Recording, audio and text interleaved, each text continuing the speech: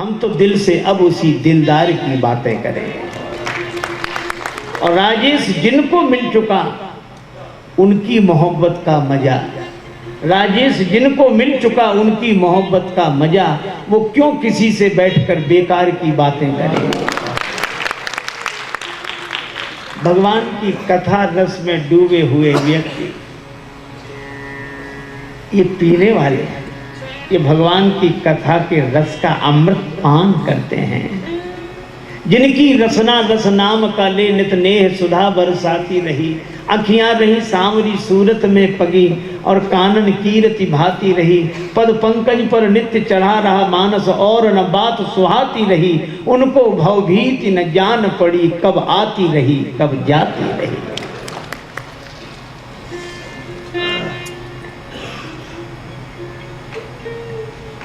आहा, ऐसे भक्त तो मुक्ति ही नहीं चाहता। मुक्ति क्यों चाहें? कई बार लोग कहते हैं कि अब इस झंझट से छूटें, दोबारा जन्म ना हो, अच्छी बात है। लेकिन आप ये सोचो, जब यह जगत छूटेगा, इसमें अयोध्या भी तो छूटेगी, चित्रकूट भी तो छूटेगा, वृंदावन भी तो छूटेगा, जनकपुर भी तो छूटेगा। तो औरों का जन्म आसक्ति के कारण फिर से इसी जगत में होता है, लेकिन हमारे भक्तों का जन्म तो भगवत भक्ति के कारण फिर से इसी संसार में होता है।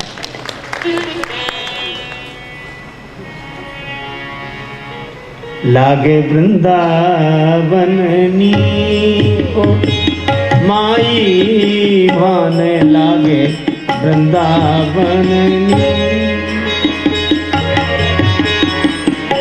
घर घर तुलसी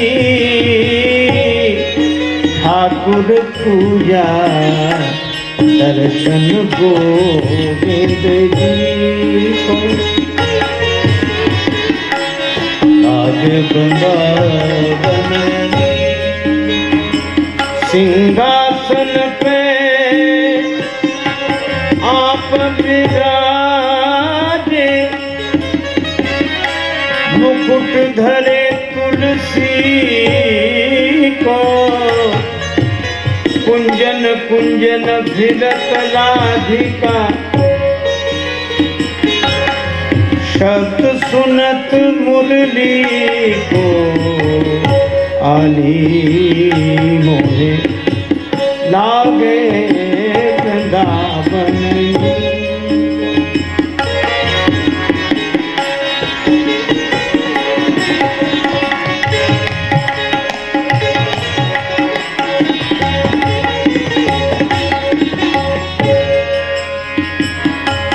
बंसी बट की शीतल छाया,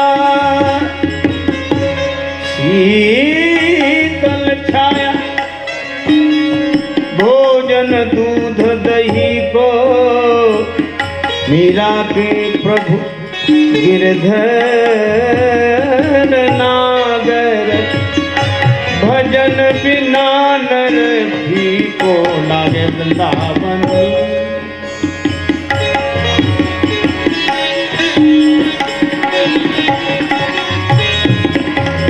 अरे मोहला के वृंदावन।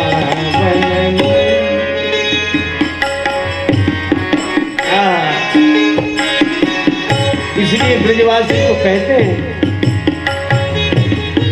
कहा करूं बैकुंठ जाए, कहा करूं जाए, कहा करूंगे,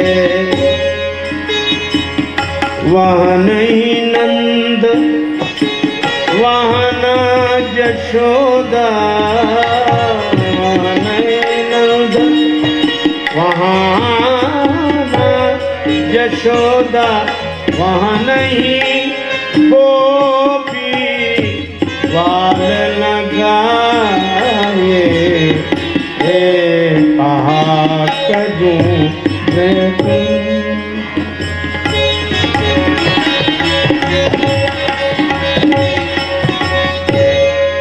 ब्रज तज मेरी जाए बनाए। ये भक्ति का सुख है। श्री भरत जी कहते हैं जन्म जन्म रति राम पद यह वरदान नान। बार बार जन्म हो। बाली ने भी भगवान से यही मांगा, यही जौन जन्मो कर्म बस तहाँ राम पद अनुराग।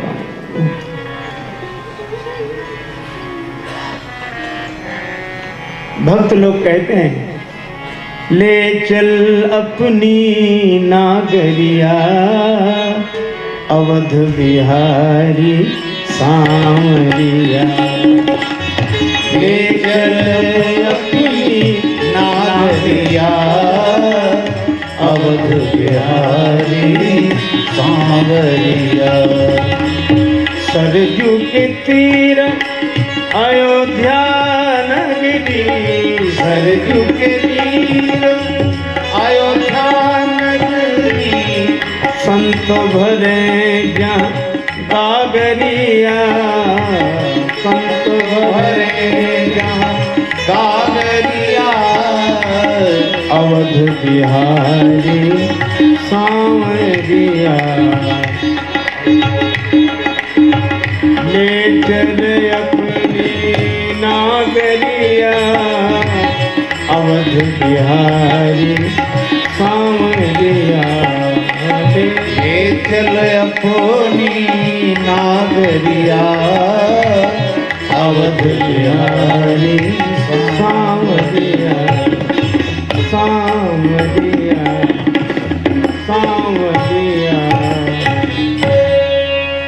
ये भक्तों का सुख, और वे भगवान के सगुण लीला सुख के साथ जीते हैं। वृंदावन में एक ग्वारिया बाबा थे, बड़े सिद्ध पुरुष, भगवान के सखा भाव में रहते।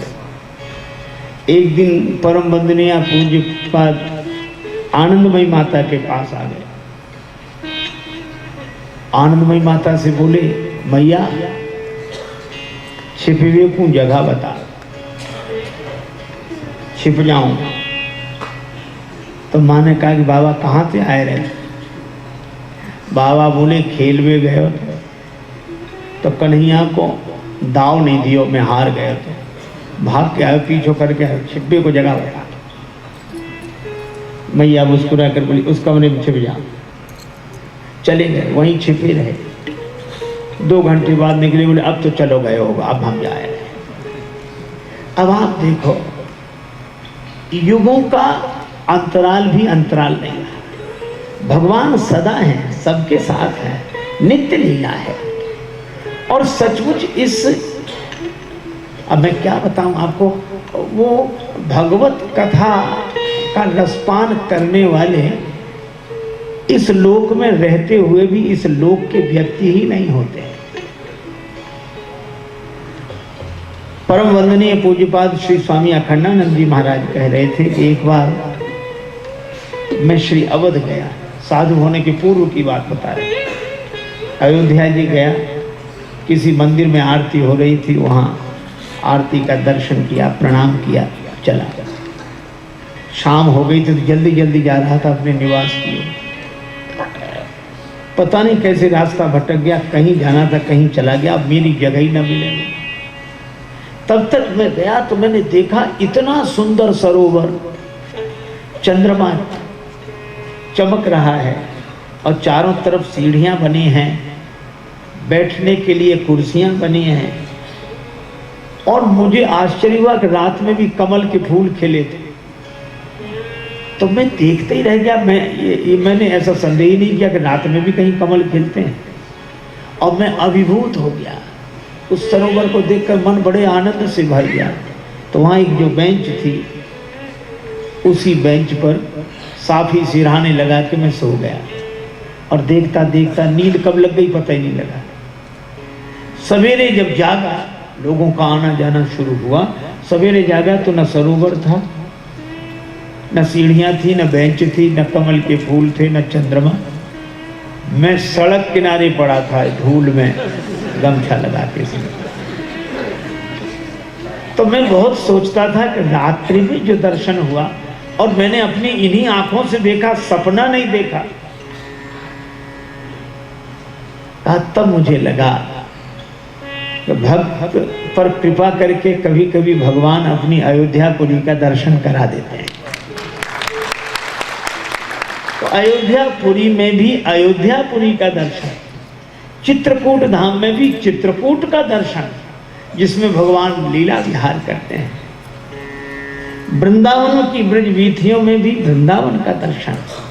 ये उन भक्तों को होता है जो भगवान की कथा में लीन होकर उनसे अपना संबंध जोड़ लेते हैं, और जो भगवत कथा सुनते हैं उनका मन भगवान से भर जाता है।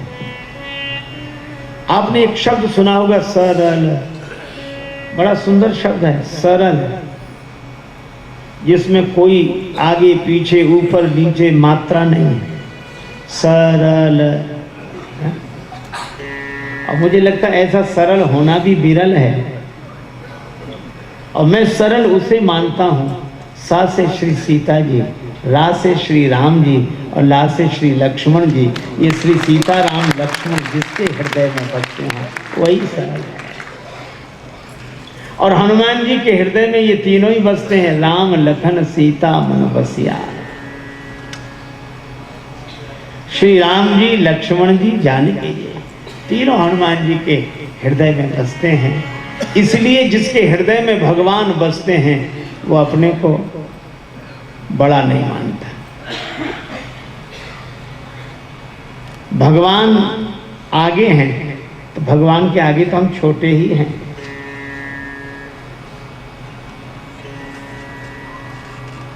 एक भिखारी रोज मांगने आता, मैया कुछ मिले, तो वृद्धा उसको डांट टपट कर भगा देती, चल कुछ नहीं, रोज आ जाता है, रोज मना करती।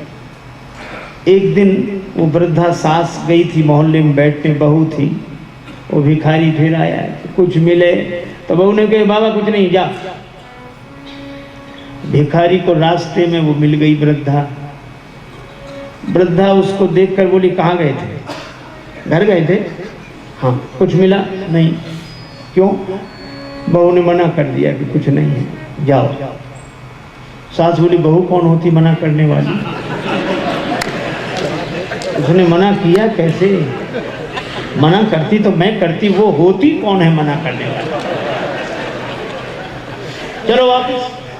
भिखारी ने सोचा आज अच्छा मौका, इन दोनों के झगड़े में हमें फायदा होगा। बेचारा लौट कर आया और भिखारी के सामने बहू को बहुत डांटा सास ने, तूने मना क्यों किया? बहू बोली माता जी रोज आप करती, तो जो मैं करूंगी सो तू करेगी, मेरी बराबरी करेगी। उसने बहुत हाथ जोड़े, बहुत डांटा, और डांटने के बाद फिर भिखारी से बोली मना करती तो मैं करती, इसने कैसे मना किया? और फिर भिखारी से बोली अब मैं मना कर रही हूं, जाओ कुछ नहीं।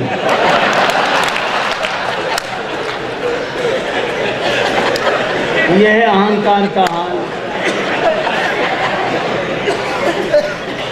अभिमान से भरे हुए व्यक्ति, दो आदमियों में झगड़ा हुआ, एक बोला ऐसा तमाचा मारूंगा कि तुम्हारे 3200 दांत गिर जाएंगे, दूसरा बोला मैं ऐसा तमाचा मारूंगा कि तुम्हारे 64 दांत नीचे गिरेंगे। तो तीसरे ने कहा कि जरा होश में, 64 दांत होते भी हैं।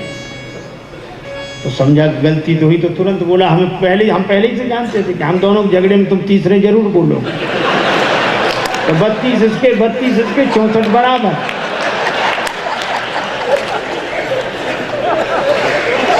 इस अहंकार के कारण कैसा कैसा पागलपन लोग करते हैं।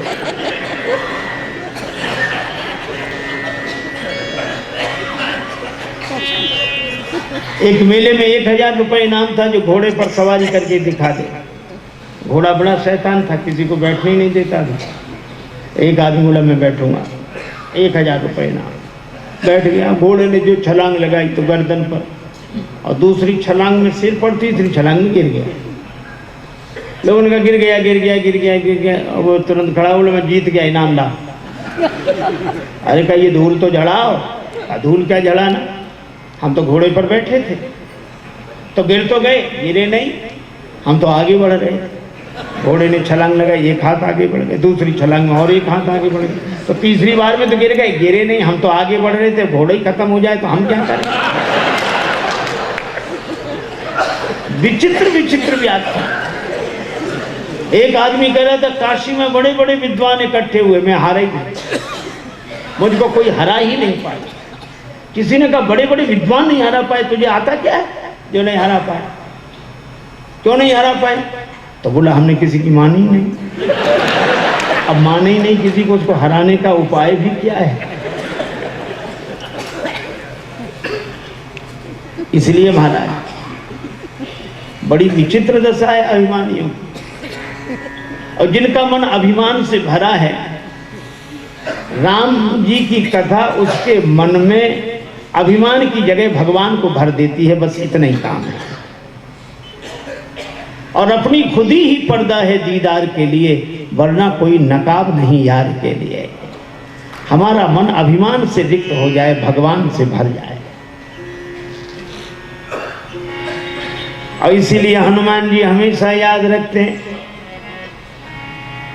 और यही याद रखते हैं, हम राम जी के राम जी हमारे, हम राम जी के राम जी हमारे, हम राम जी के राम जी हमारे हैं, हम राम जी के राम जी हमारे, हम राम जी के राम जी हमारे हैं, हम राम जी के राम जी हमारे, हम सिया जी के सिया जी हमारी हैं, हम सिया जी के सिया जी हमारी हैं, हम सिया जी के सिया जी हमारी हैं, हम सिया जी के सिया जी हमारी हैं, हम राम जी के राम जी हमारे, हम राम जी के राम जी हमारे, राम जी के राम जी हमारे हैं, हम राम जी के राम जी हमारे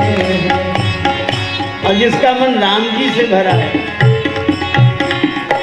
वह भी सीता जी के सामने पहुंचते ही सूक्ष्म रूप धरि सियाई दिखावा, सूक्ष्म रूप धरि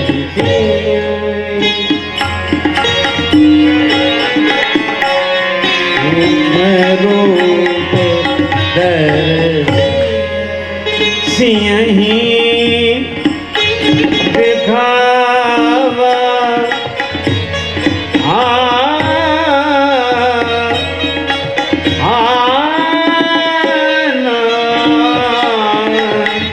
रूप धरि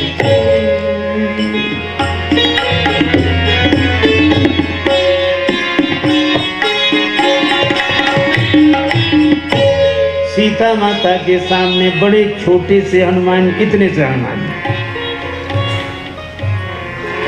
माता से कह दे माता आप निश्चिंत रहो, श्री राम जी आएंगे और श्री राम जी के साथ हम सभी बंदर तो रहेंगे।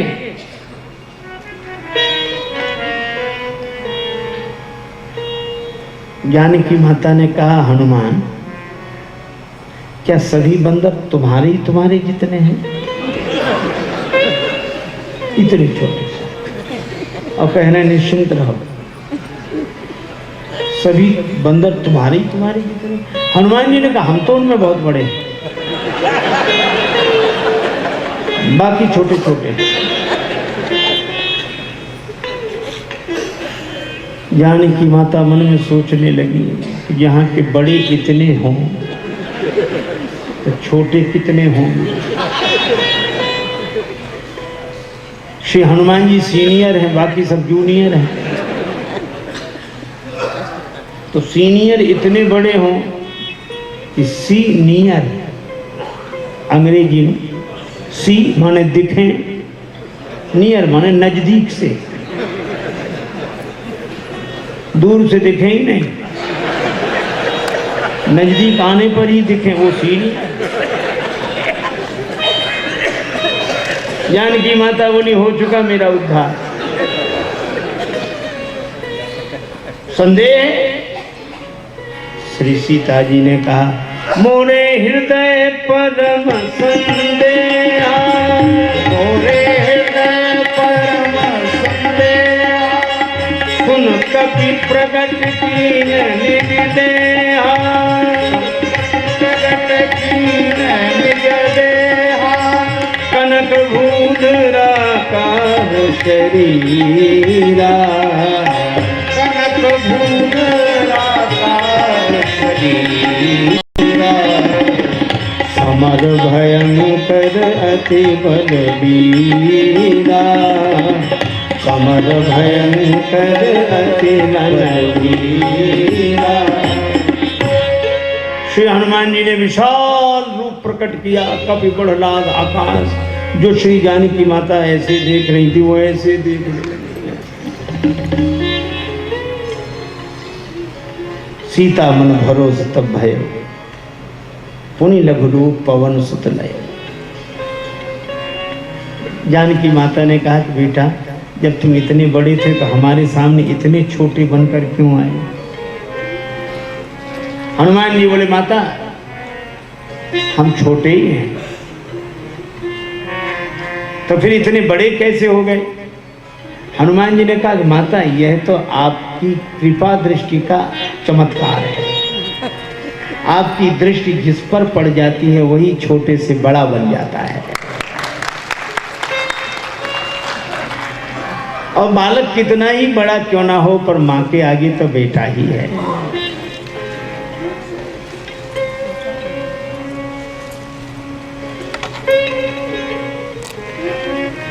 माता पिता प्रेम के जिस नाम से पुकारते हैं, गुरुजन जिस नाम से पुकारते हैं, शिष्य और संतान कितने भी बड़े क्यों ना हो जाएं, पर उस नाम को सुनने के लिए तरसते रहते हैं।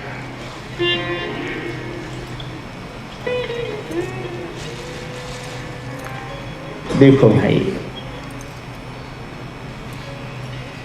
मां के आगे तो बेटा छोटा ही है, चाहे जितना बड़ा क्यों ना। मां तो सबकी मां होती है, इसमें मुझको क्या कहना है? यदि कहना है तो यह कहना है कि मेरी मां का क्या कहना है।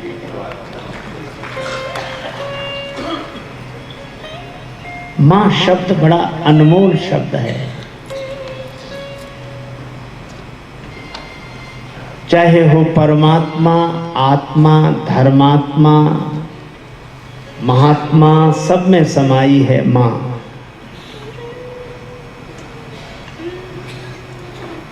इसलिए उस मां के आगे तो बेटा छोटा ही है। जानकी माता के नेत्र सजल हो गए। वत्स, मैंने देख लिया तुम्हारी वीरता, विक्रम तो देख लिया, पर उस वीरता के साथ अभिमान नहीं है, यह भी देख लिया। इसीलिए तुलसीदास जी कहते, सूक्ष्म रूप धरि सिंह दिखावा, रूप धरि सिंह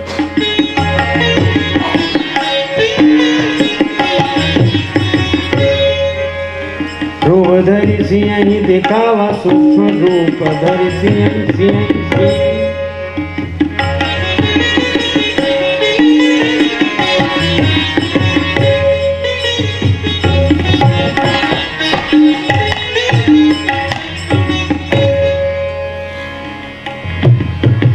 रूप धरि सिंह, रूप धरि सिंह, रूप धरि सिंह, सूक्ष्म रूप धरि। जानकी माता के सामने हनुमान जी बोले, मां आज मेरा जन्म हो गया है, आप जैसी माता मिल गई। जानकी मैया बोली, मुझे भी प्रसन्नता है, तुम्हारे जैसा बेटा मिल गया। पर एक बात है, क्या? मेरी एक पुरानी आदत है, जन्म लेते ही मुझे बड़े जोर की भूख लगती है। अंजनी माता के गर्भ से जन्म हुआ तो इतने जोर की भूख लगी, जन्मते जगी जठर की ज्वाल, गगन में मारी एक उछाल, ग्रसे रवि बाल जान फल लाल, आपकी जय हो जय हो जय। पुत्र महाबलवीर आपकी जय हो जय हो जय हो। पुत्र महा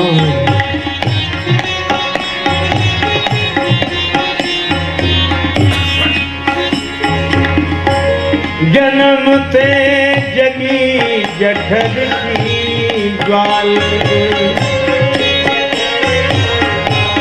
जन्म ते जगी जठर की ज्वाल, जन्म से जगी जठर की ज्वाल, गगन में मारिए तू छाल, गगन में मारिए तू छाल, ग्रसे रवि बाल जाने फल लाल, आपकी जय हो जय हो जय। पुत्र महाबलवीर आपकी जय हो जय हो जय। हनुमान जी ने सूर्य भगवान को फल समझ लिया। हो जाता है कभी कभी। बाल हनुमान जी ने सूर्य भगवान को फल समझा। सूर्य ज्ञान के स्वरूप हैं, प्रकाश देने वाले हैं सारे संसार को। तो श्री हनुमान जी ने बाल्यकाल से ज्ञान को फल समझ लिया। जीवन का फल तो ज्ञान ही है। और ऐसी उछाल मारी कि सूर्य भगवान को मुख में रख लिया। देवताओं ने विनती की, तब छाण दी और रवि कष्ट निवारे।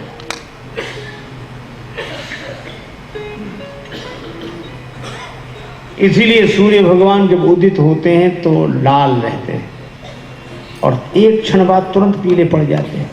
क्यों? श्री तुलसीदास जी बोले हनुमान जी के डर से। जाको बाल विनोद समुझ मन डरत दिवाकर भोर को। जब श्री हनुमान जी बड़े हुए तो पढ़ने गए। सूर्य भगवान से कहा कि हम आपसे पढ़ेंगे, विद्यार्थी होना चाहते हैं आपके। सूर्य भगवान बोले हम एक जगह तो रहते नहीं हैं, किसी एक जगह रहने वाले आचार्य से पढ़ो।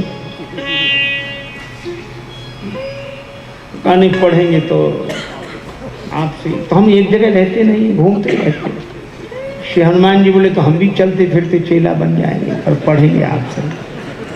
अरे भाई साथ रहकर भी नहीं पढ़ सकते, तो हमारे आगे आगे चलोगे तो तुम्हारी पीठ हमारी तरफ, हमारे पीछे पीछे चलोगे तो हमारी पीठ तुम्हारी तरफ।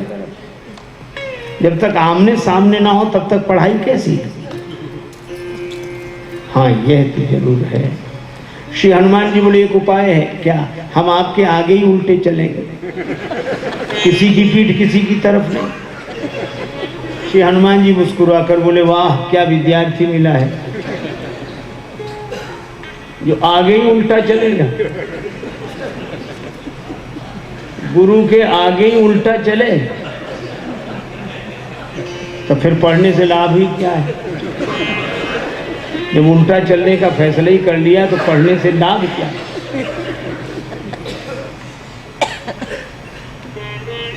श्री हनुमान जी ने कहा कि अगर गुरु से ज्ञान पाकर भी यदि उलटकर नहीं चला तो भी पढ़ने से लाभ क्या है? अरे पढ़ाई के बाद तो जीवन बदलना चाहिए, जीवन उलटना चाहिए। अगर नहीं उल्टा जीवन। और श्री हनुमान जी इसी तरह पढ़े हैं। श्री हनुमान बाहुक में पाछले पगन गम मगन गगन मग क्रम को न भ्रम कपि बालक विहार सो। पीछे पांव से उल्टे चल चल कर पढ़े। तो आज हनुमान जी ने कहा कि मां तू मोही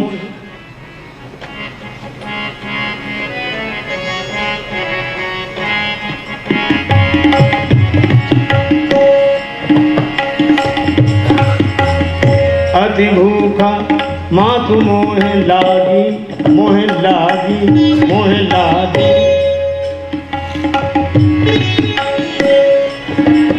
मां तू मोहे लागी अति भूखा, लागी देख सुंदर फल रूखा। मां तू मोहे लागी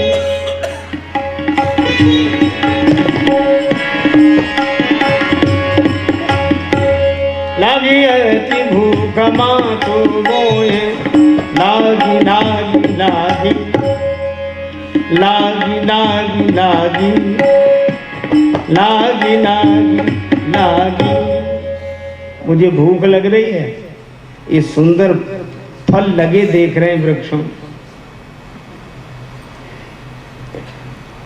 जानकी माता ने कहा, वत्स,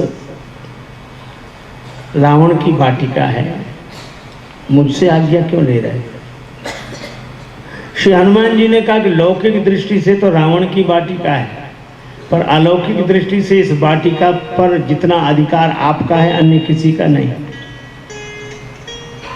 इन वृक्षों का पृथ्वी से जन्म हुआ जिनमें फल लगे, और आपका जन्म भी तो पृथ्वी माता से ही हुआ है, इसलिए मैं आपसे आज्ञा ले रहा हूं। जानकी माता ने कहा, अगर यह दृष्टि है तो रघुपति चरण हृदय धरी, तात मधुर फल खाओ हे राम। अब हनुमान जी चले चले उनाए सिर पैठे, बाबा चले उनाए सिर पैठे, फल खायसी तर तोरे, लागा फल खायसी तर तोरे, तोरे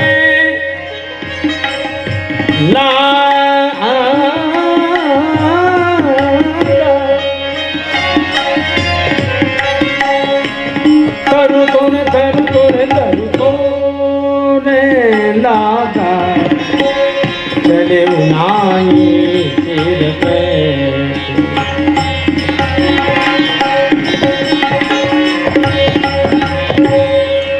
श्री जानकी माता के चरणों में प्रणाम किया।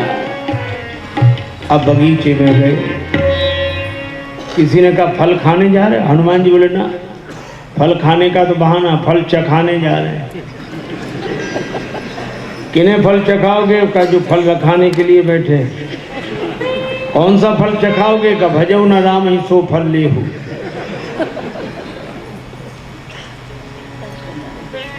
पहले बगीचे में प्रवेश किया, राक्षस तो स्वभाव से आलसी, एक बंदर बंदर आया, दूसरा अरे आते ही रहते हैं बंदर। हनुमान जी ने फल खाया, अरे बंदर फल खाए जा रहे, अरे दो चार फल खाए आए। हनुमान जी ने कहा अभी भी नहीं आ रहे, तो तीसरा काम किया, तरु तोड़ने लगा, पेड़ उखाड़ उखाड़ के। अब राक्षस घबराए कि पेड़ ही गायब होंगे तो रावण को क्या जवाब देंगे, इसलिए दौड़े दौड़े आए। क्या करना है? हनुमान जी ने कहा तुम्हारी प्रतीक्षा।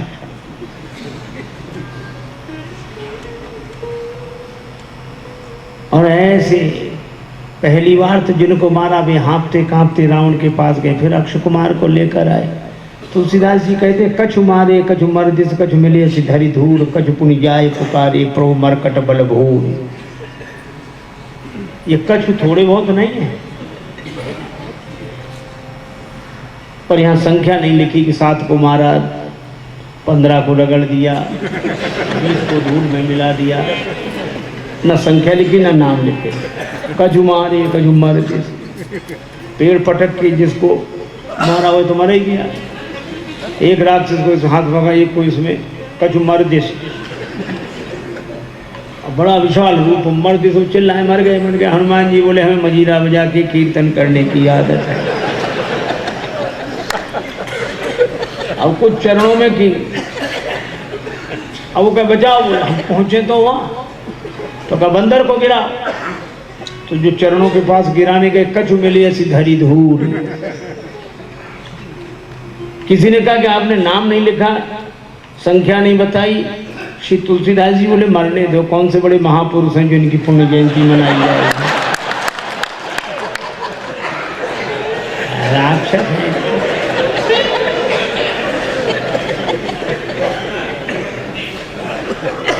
मेघनाद आया,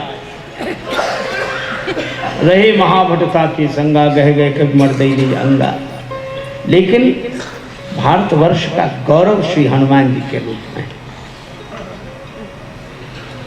हम बलवान होते हैं पर उद्दंड नहीं। श्री हनुमान जी अतुलित बलधामम हैं, पर जैसे मेघनाद ने ब्रह्मास्त्र ते साधा, कपि मन कीन विचार, जो न ब्रह्म सर मानव महिमा मिटई अपार। हाथ जोड़ के ब्रह्मास्त्र को स्वीकार कर लिया। ऐसी विनम्रता होनी चाहिए। रावण के यहां गए, रावण ने कहा कौन है तू? श्री हनुमान जी कोई उत्तर नहीं देते। किसके बल पर बगीचा उजाड़ा? क्या मेरा नाम नहीं सुना? हनुमान जी चुप रहे। एक ने कहा कि हनुमान जी जवाब क्यों नहीं दे रहे? हनुमान जी बोले एक मुंह वाला हो तो जवाब दें, 10 मुंह वाले का क्या जवाब?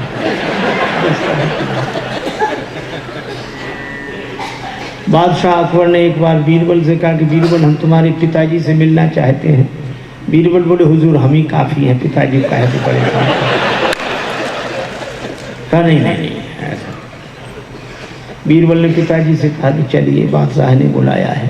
पिताजी डरे, पता नहीं बादशाह क्या पूछेगा, हम जवाब दे भी पाएंगे कि नहीं, कुछ कहेंगे कुछ निकलेगा। बीरबल बोले आप बोल नहीं, बाकी हम संभाल ले गए। बादशाह ने देखा, कहिए खैरियत से हैं? कोई जवाब, घर से ही पढ़ के आए, कुछ तबीयत खराब है क्या? कोई जवाब नहीं। बादशाह खींच गया, व्यंग करते हुए बीरबल की ओर देखकर बोला, बीरबल किसी मूर्ख से पाला पड़ जाए तो क्या करना चाहिए? बीरबल बोले हुजूर जो हमारे पिताजी कर रहे हैं।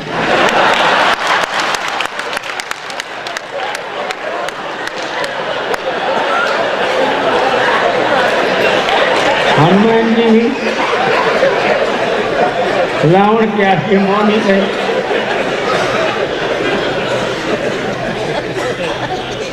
और बोले तो ऐसे बढ़िया ढंग से बोले, जाके बल लवले सते जिते उचराचर धारी, तास दूत में जाकर हरि आने प्रिय नारी।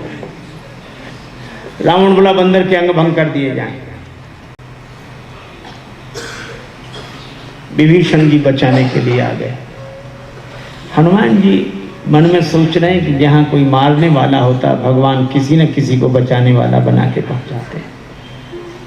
विभीषण जी ने विनती की तो रावण ने कहा, कपि के ममता पूछ पर सबहि कहो समझाए, तेल गोरी पट बांधी पुनी, पावक देहु लगा।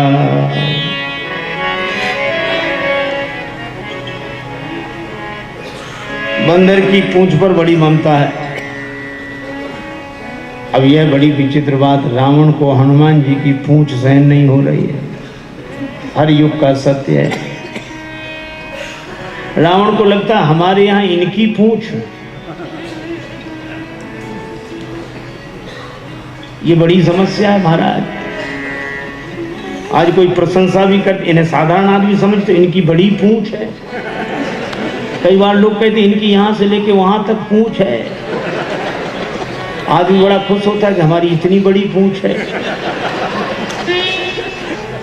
बूढ़े बूढ़े आदमी घरों के बाहर आजकल मिलते हैं, उनसे पूछो क्या बात है, पर कुछ तो बता नहीं है, कुछ तो। अब इस घर में हमारी पूंछ नहीं है जगह, और हम चाहते हैं कि सबसे पहले हमें पूछो, फिर किसी को पूछो, चाहे मत पूछो। हम अपनी पूंछ को आगे रखते हैं और हनुमान जी की पूंछ पीछे रहती है, क्योंकि हनुमान जी हृदय में राम जी को रखते हैं और पीछे पूंछ। इसीलिए जानकी माता ने कहा था, लंक जला के जली भी नहीं, हनुमंत विचित्र है पूंछ तुम्हारी। कौन सा जादू भरा इसमें, हंस पूछती हैं मिथिलेश दुलारी। बोले कपि ही राघव आगे हैं, पीछे है पूंछ, रहस्य है भारी। बानर को भला पूछता कौन, श्री राम के पीछे है पूंछ हमारी। राम जी के पीछे ही तो हमारी पूंछ है, नहीं तो कौन पूछता है?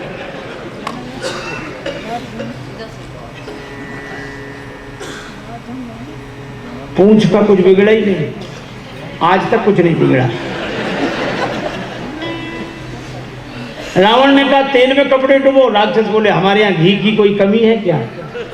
रहा न नगर बसन घृत, घी खत्म। रावण के पास आए कि घी तो समाप्त है। रावण बोला मूर्ख हो, घी के लिए कहा किसने था? हमने सोचा बंदर की पूंछ में थोड़ा बहुत लगेगा, वो बढ़ती जा रही है, तेल बचा है। बोले वही लगा, कपड़े लपेटो। हनुमान जी के पास आए कि घी समाप्त, तेल बचा। हनुमान जी बोले जैसी जिसकी श्रद्धा हो, ले आओ। पूंछ में आग लगनी बाकी थी। हनुमान जी सोचते नगर में घूम कर देख लें, हमारी पूंछ जलाने के लिए सबने सहयोग दिया है। किसी ने कपड़ा, किसी ने घी, किसी ने तेल, तो प्रसाद भी तो वहाँ वहाँ वैसे ही देना पड़ेगा। रावण बोला बंदर को नगर में घुमाओ। हनुमान जी ने देखा विभीषण जी के यहाँ से कुछ नहीं आया। हनुमान जी बोले प्रसाद इनको नहीं देना। और जब पूंछ में आग लगी तो हनुमान जी को पता ही नहीं लगा। पावक जरत देख हनुमंत, भयउ परम लघु रूप तुरंता, निबुक चढ़े कवि कनक अटारी। आप जो विशाल रूप बनाया, तुलसीदास जी महाराज कहते हैं सूक्ष्म रूप धरि सिंहि दिखावा, विकट रूप धरि लंक जरावा। बड़ी विशाल पूंछ पहले से ही, और आग लगाने में बड़ी आसानी। जैसे लोग बगीचे में पाइप से पानी देते हैं, पूंछ तो बड़ी, कभी इस मकान में कभी इस मकान में। बाल दी विशाल विकराल ज्वाल जाल, मानो लंक लील वेको काल रसना पसारी है। बादलों ने बड़ी बरसात की, हवा इतनी तेज, पानी यहाँ बरसे वहां गिरे। प्रलय के बादल बुलाए तो पानी घी का काम करे, लंका जलकर राख हो गई। ये हनुमान जी हैं। सूक्ष्म रूप धरि सिंहि दिखावा, विकट रूप धरि लंक जरा। ऐसे श्री हनुमान जी का चरित्र यश गान जिस ग्रंथ में है, इस ग्रंथ को जो पढ़ेगा, जो यह पढ़े हनुमान चालीसा, जो यह पढ़े हो ये सिद्धि साखी गौरी सा। पढ़े हनुमान, पढ़े हनुमान, पढ़े हनुमान। इसी के साथ वाक्य पुष्पांजलि भगवान के चरणों में अर्पित। जय सिया राम, जय जय। आरती हेतु आदरणीय अजय श्रोई जी, जय सिया राम, जय श्रीमती स्वाति गोडबोले जी, जय सिया राम, श्री सदानंद गोडबोले जी, सिया राम, श्री मनीष श्रीवास्तव जी, जय जय। डॉक्टर सुधीर तिवारी, जय सिया राम, श्री सुरेश्वर शर्मा जी, डॉक्टर रवि हरणे जी एवं श्रीमती हरणे जी।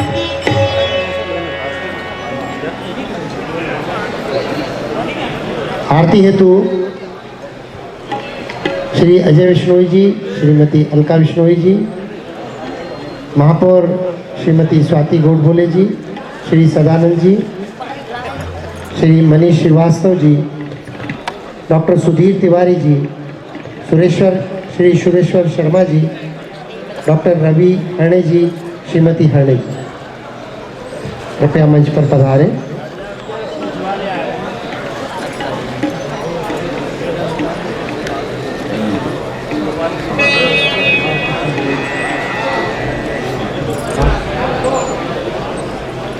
आरती अवध बिहारी की, दयामयी जनक दुलारी।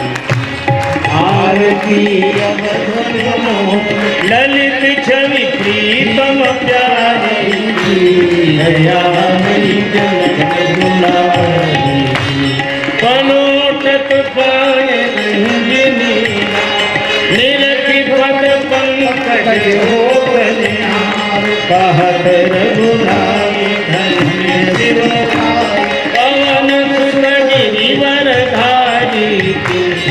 दयामयी जनक दुलारी भरत जूठाणे भाव विभोर लखन रिपुट मन लाल कर जो लखे मुख चंद्र बेट आनंद धन्य शोभा धनुधारी की दयामयी जनक दुलारी आरती अवध बिहारी की दयामयी जनक दुलारी आरती जो कोई जन गावे प्रभो पद प्रेम अवश्य पावे अवधेश बोलिए जय भयानी की दयामयी आरती अवध बिहारी की दयामयी जनक दुलारी